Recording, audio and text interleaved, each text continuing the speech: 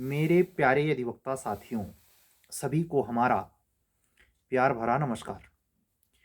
आप लोग दो स्तर पर बहुत ज़बरदस्त संक्रमण से गुजर रहे हैं। कल के वीडियो में जो हमने यूपीएपीओ और जूनियर डिवीज़न के संबंध में अपने व्यक्तिगत विचार आप लोगों से शेयर किए हैं, ऐसा ही सकारात्मक मूड रखिए।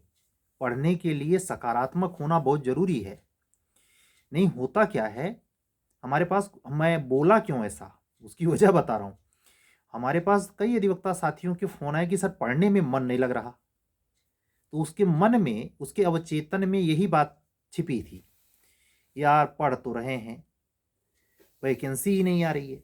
दूसरी, आएगी भी तो कहीं पुराने वाले नए वाले से ना हो जाए।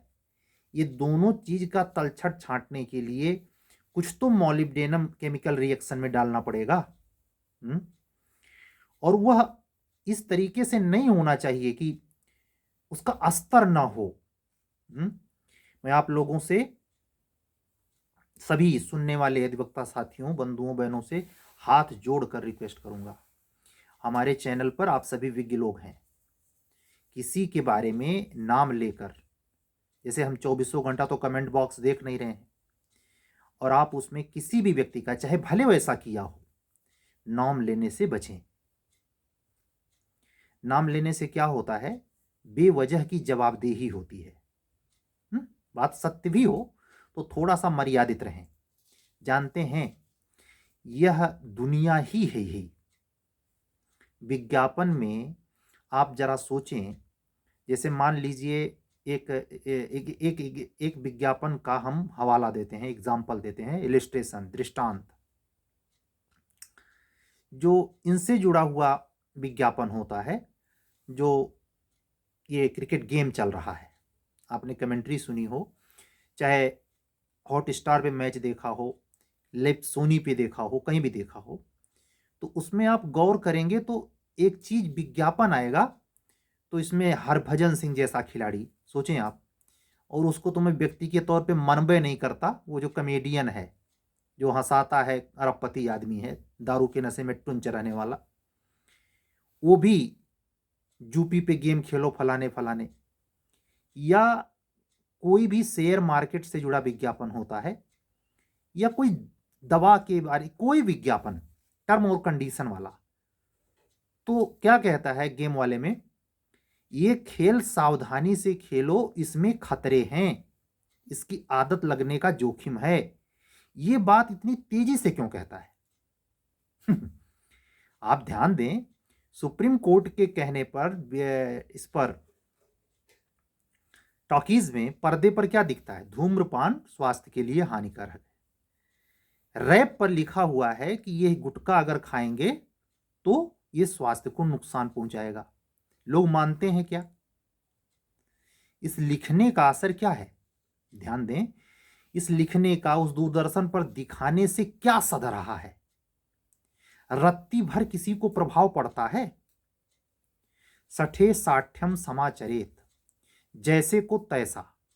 जब आप किसी भी चीज के साथ अति कर देंगे, जैसे दारू पीने की आदत है, एक लिमिट बराबर पी रहे हैं तो कोई बात नहीं है, लेकिन अगर आपने पूरा लिमिट क्रॉस किया तो लीवर सड़ेगा, आपको ऐसी बीमारी घेर सकती है कि आपका ऑपरेशन करवाने पर भी इलाज ना हो पाए। वैसे ही बोलने का जगत है, जहां अभिव्यक्ति है, चैनल है, आदमी अपना निजी व्यापार चला रहा है, तो झूठ के ढांचे में सच बेच रहा है, सच के ढांचे में झूठ की कोशिश, तो ये स्वाभाविक पक्ष है विज्ञापन। जितने द्रुत गति से वो कहता है, जबकि उसको सबसे धीमे कहना चाहिए, स्पष्ट कहना चाहिए, लेकिन क्यों कहता है? जिससे उस पर कोई गौर ना करे, और कम से कम टेक्निकल पहलुओं को, विधिक पहलुओं को जो ना जानता हो, वह जरूर उस जाल में फंस जाए, जाए खेले और अपना गंवाए। यही तो होता है। आप सहमत होंगे आप सभी से, तो हम आप लोगों से रिक्वेस्ट करेंगे, हमारे ही कमेंट बॉक्स में नहीं, किसी के कमेंट बॉक्स में किसी भी व्यक्ति का नाम लेने से बचें। दूसरी बात एचजेएस के संदर्भ में है, जो लगातार कि 30 केस वाला क्या होगा, तो इतना ही कह सकते हैं, सकारात्मक रहिए। हो सकता है, क्योंकि ये बड़े कसमकस का विषय हाईकोर्ट के लिए भी है। ध्यान रखिए, अभी उसने फुल नोटिफिकेशन दिया नहीं है। देने के पहले 100 दफे, क्योंकि उसको पता है अगर हमने सही से इसमें काम नहीं किया, पर्टिकुलरली तब जब एटमॉस्फियर पूर्णतया विद्रुप्त है लीगल प्रश्नों के साथ, यानी हाईकोर्ट के इस विज्ञापन पर विधिक समस्याओं का की धुंध है। जब कोहरा ज्यादा घिर जाता है तो गाड़ी चला मिलती है क्या है? जब धुंध ज्यादा हो जाती है तो मौसम ऐसे लगता है तूफान आएगा क्या। यही चीज हाईकोर्ट को भी पता है। अगर उसने विधिक त्रुटि छोड़ी तो बदनामी किसकी होगी? किसकी होगी? कि भैया एक तो 2.5 साल पे विज्ञापन भी आया तो उसके साथ ये तमाशा है, और पिछले वाली 20 में 7 रिट पिटीशन पड़ा था, और ब्रिट पिटीशन तारतम्य नहीं छोड़ रहा है, लगा ही हुआ है एक के बाद एक। तो हम सब सकारात्मक वे में यही उम्मीद करते हैं कि जैसे कल की वीडियो में, पीछे कई वीडियो में मैंने ये कहा है कि माननीय उच्च न्यायालय दोनों समस्याओं को जड़ से खत्म कर सकता है, और जड़ से खत्म करने का आधार सूत्र जो मेरे व्यक्तिगत दिमाग में आया वो मैं बोला हूं, आज फिर दोहरा रहा हूं। दोनों के लिए इस लफड़े में फंसे ही नहीं, ये रूल रेगुलेशन को एकदम शिथिल करते हुए इस बार के लिए औपचारिक कर ले, और आने वाली वैकेंसी के लिए अनौपचारिक कर दे, टर्म और कंडीशन रिगिड कर दे। क्या प्रॉब्लम है? और पूरी पड़ताल इंटरव्यू के समय करे, यह स्वाभाविक है। और दूसरी बात, 30 केस के साथ साथ ओवर एज वाले मुद्दे पर, जो बच्चे ओवर एज के खतरे में है उसका भी स्पष्टीकरण दे दे, जैसे जूनियर डिवीजन में दिया कि 20 से लेके 22 के बीच में जो भी दे सकते थे सब देंगे, बात खत्म हुई। तो इसी उम्मीद में कि आप लोग तो इस डिलेमा से बाहर आएंगे, और किसी भी चीज को सत्य के खांचे पे तैरने के लिए, रखने के लिए हर जगह जिसमें इंतजार होने लगता है, कारण कुछ भी हो लेकिन अगर इंतजार हुआ तो र्यूमर अपने आप जगह पा लेता है।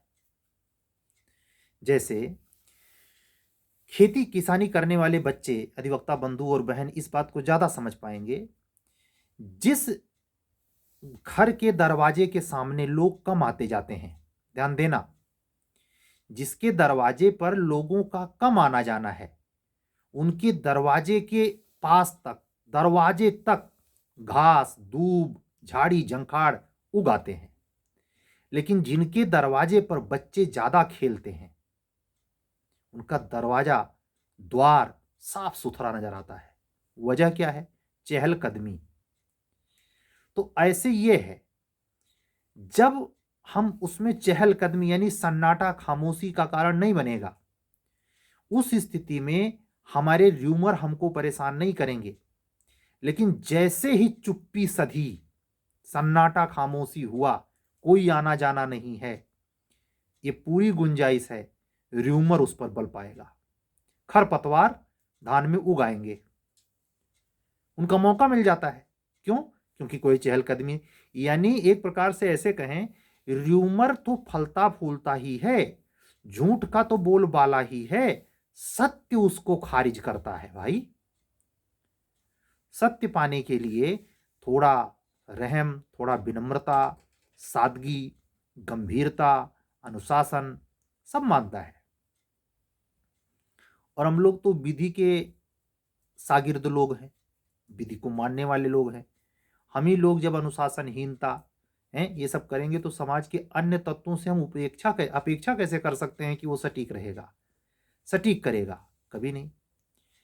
मैं तो अपने उच्चतर न्यायिक सेवा से जुड़े हुए समस्त अधिवक्ता बंधुओं बहनों से कहना चाहूंगा, आप एक ऐसे मानक पेश करिए इस संदर्भ में कि आपकी कैटेगरी ये साफ डिवाइड, क्लियर कट हो जाए कि जो बार के चुनाव में देखने को मिलता है, फजीहत होती है, या किसी मुद्दे पे पता लगा कहीं दरोगा साहब से कोई, वह पुलिस विभाग वाले व्यक्ति से कोई वकील भिड़ पड़ा है, पुलिस विभाग वालों से दूध के धुले नहीं, उनसे भी टक्कर हो जाती है। इन सब चीज़ों से थोड़ा अलग छाप बनानी है, इस भावना के साथ कि सभी को मिलेगा। और अगर बाई चांस इतना सब अपेक्षा के बावजूद हम लोग अपनी हर शर्त को अपने अनुरूप नहीं पाते हैं, तो हमारा तो फंडामेंटल राइट है ही कि अपने समस्या के निराकरण के लिए हम ऊंची अदालत का दरवाजा खटखटाएं। वो तो उपचार हमारे पास है ही। लेकिन यह पूर्व अनुमान कि चूंकि अब वो समय धीरे धीरे नजदीक आ रहा है जिसमें फुल नोटिफिकेशन हाई कोर्ट को देना है, तो इस पर हाई कोर्ट बड़ी सतर्कता से गंभीरता पूर्वक विचार कर रहा है। बस इतना कहूंगा, आप लोग आशा भरी, सतर्क और पढ़ाई अपनी जारी रखते हुए दृष्टि बनाए रखें। जूनियर डिवीजन और एपीओ के लिए यह मानते हुए वैकेंसी आज से लेके अप्रैल तक कभी भी, मैंने एक बात और बोली थी कि जो एग्जाम्स हुए इस सेशन के फाइनल मार्कशीट आप लोगों को किस महीने मिलती है, उसके बाद तक उम्मीद बनी रहेगी वैकेंसी आने की।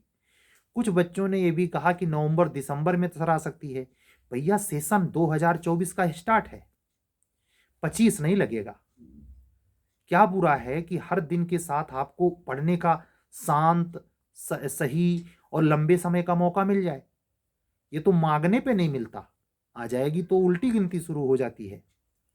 वैकेंसी आ जाने पर उल्टी गिनती शुरू हो जाती है। उस वैकेंसी के साथ उनका सिलेक्शन नहीं होता जो वैकेंसी आने पर पढ़ते हैं, उनका होता है जो ऑलरेडी पढ़े हुए हैं, सिर्फ रिवाइज करते हैं।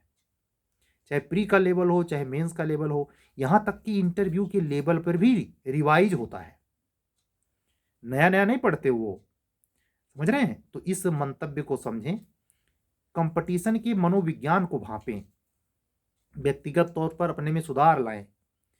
आप सभी लोग होनहार हैं, भविष्य के एपीओ हैं, भविष्य के जुडिशियल ऑफिसर हैं, भविष्य के एडिशनल डिस्ट्रिक्ट जज ऑफिसर हैं। कोई ऐसा भी हो सकता है हमारी बात ऐसा सुन रहा जो वर्तमान में भी साधारण अधिवक्ता है, भविष्य में वो हाई कोर्ट का न्यायमूर्ति बने, माननीय उच्चतम न्यायालय में पहुंचे। भाई, तो मैं सभी अधिवक्ता साथियों से 2-3 अपेक्षाएं करना चाहूंगा कि किसी के प्रति सार्वजनिक रूप से निंदा करने से बचें। अपनी ही बातों को अगर उसमें त्रुटि हो तो सही समय पर, सही वक्त पर उसको स्वीकार करें और पूरे दृढ़ता के साथ कोशिश करें कि वो गलती दोबारा ना हो। और तीसरी बात, एग्जाम कंपटीशन को लेकर जो वैकेंसी की अंदाजे या अनुमान की बात है, उसके प्रति सिर्फ अनुमान में ही ना खोए रहें, समानांतर रूप से पढ़ाई रखें। उच्चतर न्यायिक सेवा के संदर्भ में भी सकारात्मक रहें और अपने अगले कदम का प्रयोग तब करें जब विधिवत नोटिफिकेशन को आप देख लें। ठीक है? तो इन्हीं सब बातों पर एक छोटी सी चर्चा आपसे करनी थी, और कल पर के वीडियो पर आपके अप्रतिम प्यार के लिए हम आपका बहुत बहुत धन्यवाद देते हैं, आभार अपना प्रकट करते हैं। आप लोग गंभीरतापूर्वक हमें सुन रहे हैं, ये साफ मुझे पता चलता है। मेरी ये जिम्मेदारी दोहरी हो जाती है, खास करके अपने विषय संदर्भ में, कैरियर से के संदर्भ में अथक, बेजोड़, बहुत ही जटिल मेहनत के बीच ये बात आप सबके बीच कनेक्ट होना और ईमानदारी के साथ कनेक्ट होना, सत्य पर आंच ना आए उसके लिए पूरी ताकत झोंकना, और किसी के लिए निंदा का पात्र ना बनना, न किसी की निंदा करना, ये बहुत चुनौती की बात है, आसान नहीं है। उसमें हम आप सभी लोगों का सहयोग चाहते हैं। ठीक है? उम्मीद करिए कि ये फरवरी स्टार्ट हो जाए।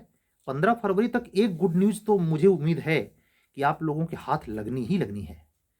समय थोड़ा सा इंतजार कीजिए, अच्छा होगा। ये तीनों अन्यमनस्कताएं, एपीओजे की वैकेंसी और एचजीएस का केस का चक्कर और उसमें ओवर एज का प्रकरण, ये सारे के सारे समय आते समाप्त हो जाएंगे।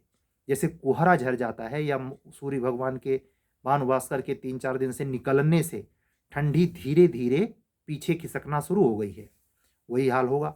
समय आते ही वैकेंसी भी आएगी, आप लोग पढ़ेंगे भी, कुछ तो पछताएंगे कि हम वैकेंसी के चक्कर में नहीं पढ़ पाए हैं।